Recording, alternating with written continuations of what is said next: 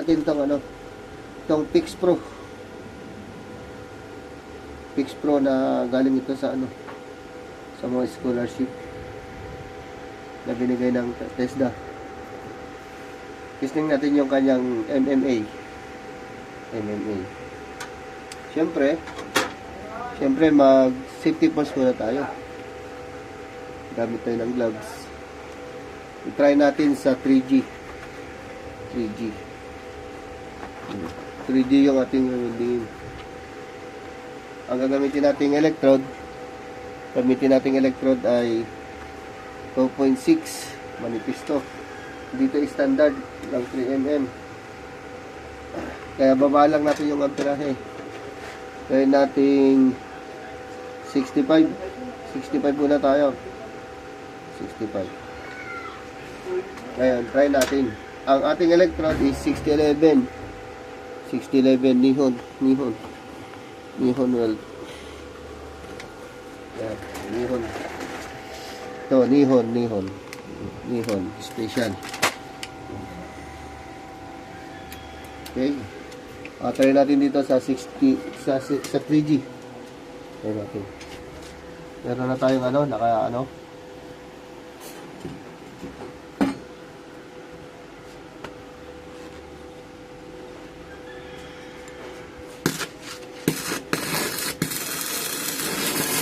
Mukhang malakas yung 65.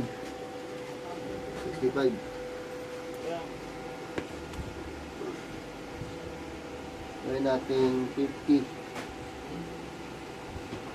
56, 53.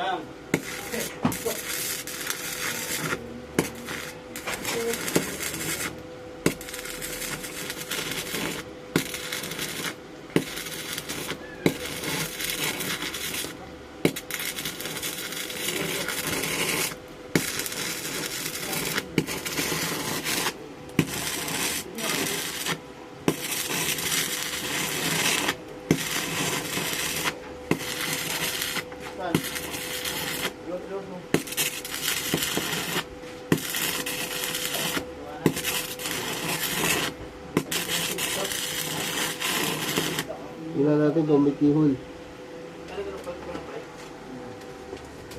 Tingnan natin kung merong ano. Maliit lang oh. Maliit lang. Kaya babaan natin konti. Try natin 40 para dire-diretso. 49.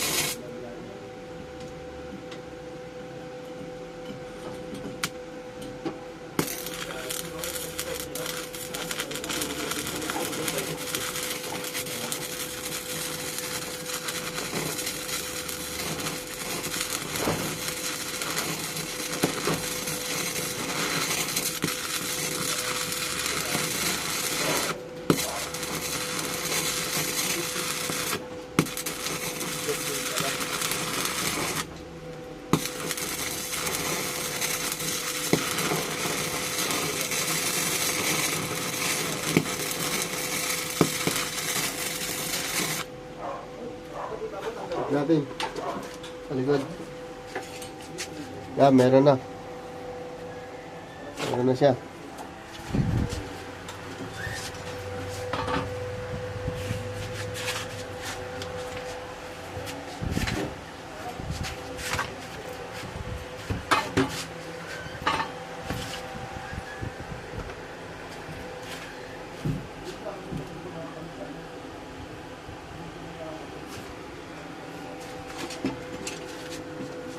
Na.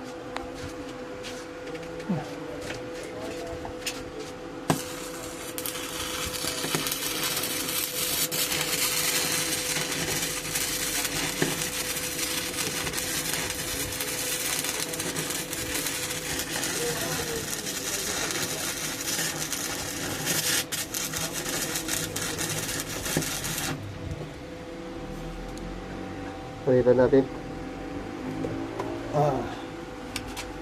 Kahit pa paano, may keyhole naman siya. Konti.